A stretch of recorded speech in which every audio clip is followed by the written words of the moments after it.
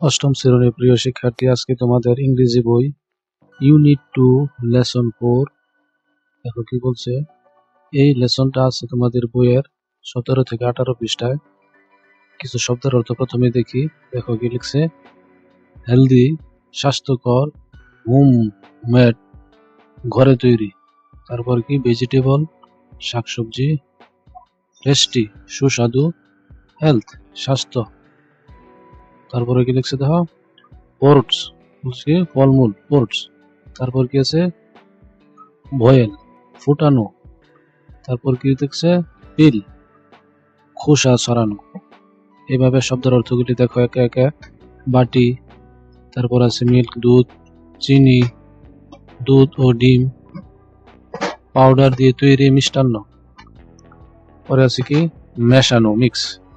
তারপরে নাড়ানো, পরেরটা হলো ঠান্ডা, সব শেষে। তারপরে কি লিখছে উপভোগ করা, পানি ফোটানোর পাত্র, ভিজিয়ে রাখা চা। এবার দেখো এই ছবিগুলি যে আছে।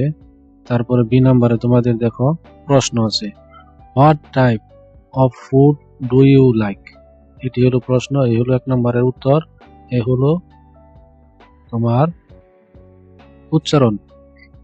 I like healthy and home-made food such as rice, vegetables, fish and chicken. এটা হলো 1 নাম্বার তোমাদের প্রশ্নের উত্তর। এই হলো তোমাদের 2 নাম্বার প্রশ্ন, এই হলো 2 নাম্বার প্রশ্নের উত্তর। কি বলছে? I like these foods because they are tasty and good for my health. 3 number প্রশ্ন, এই হলো 3 নাম্বার প্রশ্নের আনসার।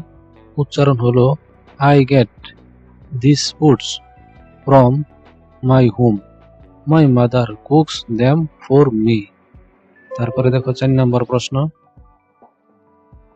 এই হলো আনসার, এই হলো উচ্চারণ Yes, I eat home made food every day. It is fresh and healthy. তারপর সি নম্বরে দেখো এখানে কয়েকটি শব্দ আছে। রাইপ ব্যানানা 1 মানে একটি পাকা কলা। আপেল 1 একটি আপেল। রাইপ পেঁপে স্মল মানে ছোট পাকা পেঁপে। এভাবে দেখো আছে কি। তারপর আমরা দেখি, দেখো তোমাদের যে মূল পড়াটুকু আছে সেটুকু দেখো উচ্চারণ সহ দেওয়া আছে। প্রথমত বলতেছে হাউ, ওই দেখো উচ্চারণ হাউ টু প্রিপেয়ার কিভাবে প্রস্তুত করতে হবে।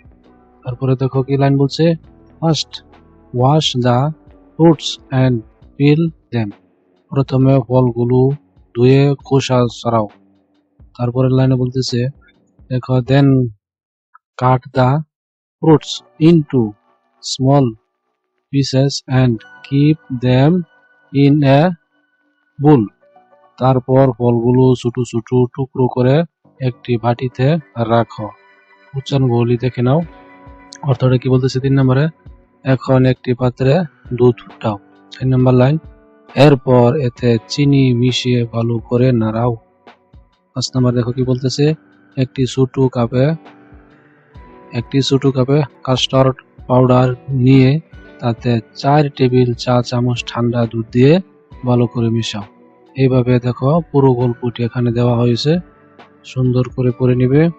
তারপর দেখো ডি নাম্বারে কি আছে।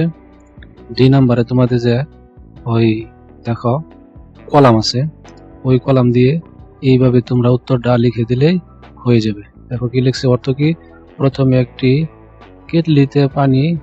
কেটলিতে কিছু পানি ফুটাও। পরের লাইন দেখো বাংলা কি লিখছে, তারপর 1 চা চামচ চা পাতা অথবা একটি টি ব্যাগ একটি কাপে দাও। 3 নম্বর লাইন, এরপর গরম পানি কাপে ঢালো। তারপরে লাইন দেখো, তারপরে চা কয়েক মিনিট ভিজিয়ে দাও এবং ইচ্ছে করলে চিনি বা দুধ যোগ করো। এইভাবে 5 নম্বর লাইন পর্যন্ত আছে। এটাই হলো তোমাদের লেসন 4 এর পুরো গল্প। আজকে এই পর্যন্তই। বাকি ভিডিও দেখতে চ্যানেলটি সাবস্ক্রাইব করে রাখো। সে পর্যন্ত ভালো থাকো, ধন্যবাদ।